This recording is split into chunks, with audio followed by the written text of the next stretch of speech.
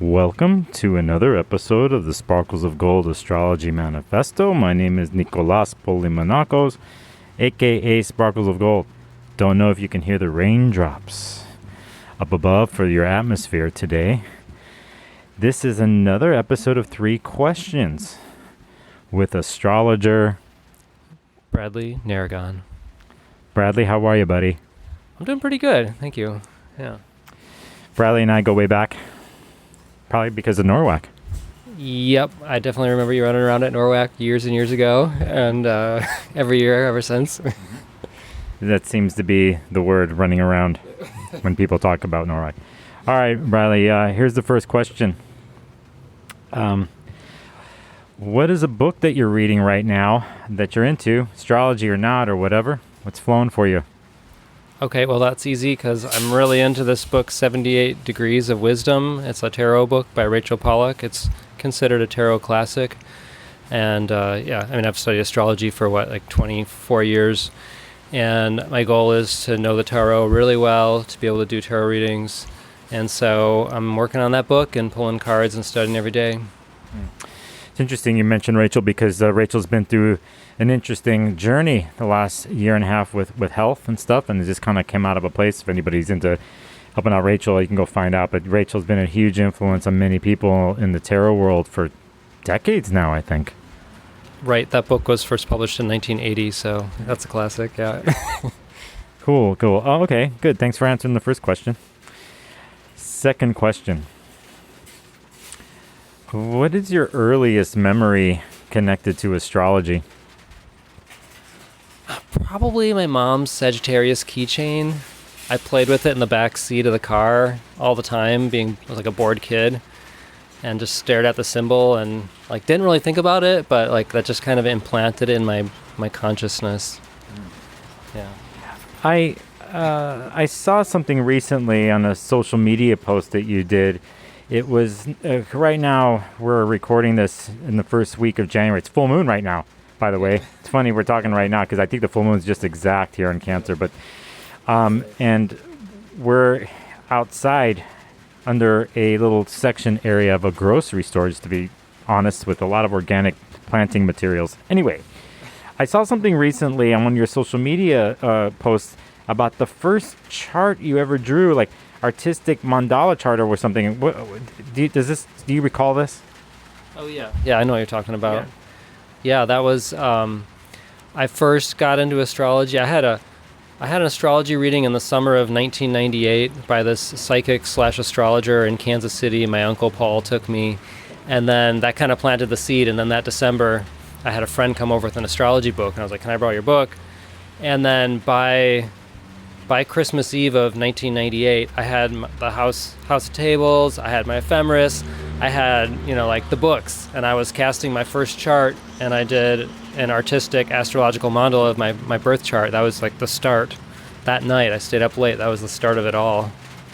Yeah, and which is so interesting and makes sense to your astrological story, and I will take what I just said and bring it to the end of our conversation. I'll bring it back up, and there's a reason.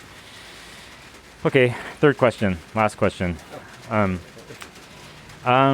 what is the third last question? I did these in reverse a little bit because I know people who listen to the 3 questions with astrologers thing. I do have a certain way of doing it. So I switched it up. Now I remember the other question. What is your favorite astrological technique? One just randomly popped into my head. It is one of my favorites, so it's kind of hard to say favorite, but one of my favorites is this thing that Jeffrey Wolf Green taught about the 2nd, 7th, and 12th house, and this whole concept of when we enter into 7th house relationship stuff, a lot of times we will project 2nd house needs that we can only fill for ourselves into 7th house, or 12th house, we project our ideals of what we want unconsciously into 7th house relationship. And it's always really fascinating to kind of break that down with somebody, look at the chart rulers, what's in the 7th and the 2nd and the 12th, and see how it plays out. I love doing that. So if I'm correct here, that's an inconjunct from the 7th house to the 12th and to the 2nd, or quincunx, some people would say. And now just for those people who are studying, understand why Jeffrey, I know his work because he's a big pillar of the major pillars in the evolutionary astrology world. His book on Pluto, the first one's amazing. It's a great book. And that kind of, thank you for answering that technique. And that kind of leads into what I'm saying here. Like, who are you, Bradley? Like, you're an astrologer, but what type of astrology do you do? I mean, I pretty much, my core paradigm is evolutionary astrology that Jeffrey Wolf Green taught.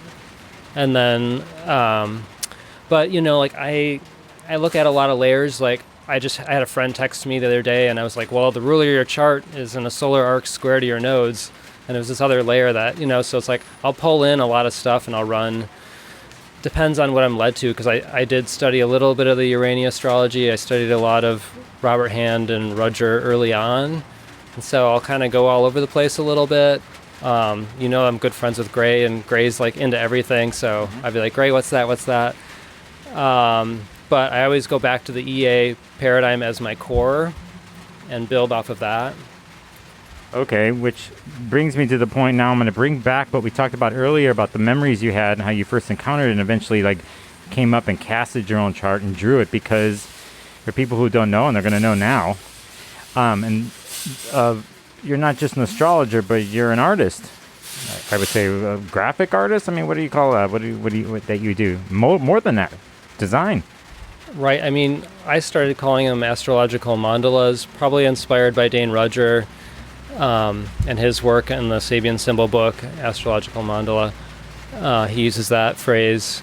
It's just been most resonant. And so I just do a lot of 12-fold divisions of a circle, and there's usually the 12 zodiac signs in there. There's variations, and there's like, you know, one-offs and different, but I always typically will just pick up a compass and start drawing the seed of life, and then like whatever happens from then, like who knows, kind of.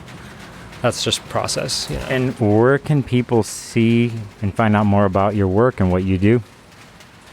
Let's see. I do have my website, bradleynaragon.com, and on there I've got links to my Instagram, my Facebook. I'm building some images on my Pinterest page if you're not into those social media accounts. Those are the main places. I have some audio on SoundCloud. I have a small fledgling YouTube channel, and I'll be launching a podcast, getting a little further with that in 2023. So, and you have two accounts on Instagram. Just tell me one of them at least, so that people, you know. All right, Naragon Astrology. Yeah, you post on Pacific time. You post in at night, and you kind of post for the next day, and you're also doing your artistic posts along with some thoughts you have dealing with planetary nodes and so on and so forth. So I'm glad we did that. This whole time we've been talking on my headphones, I don't know if you could tell, but this whole rain going on the top, and it's going to be interesting to see how this comes across environmentally, but that's how it goes when I do these. Thanks for joining me, brother. Good to see you again. Always good to see you. Thank you, Nicholas. You're welcome.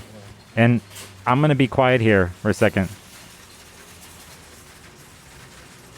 That was a grocery store cart that you heard, okay? And then people. And the rain.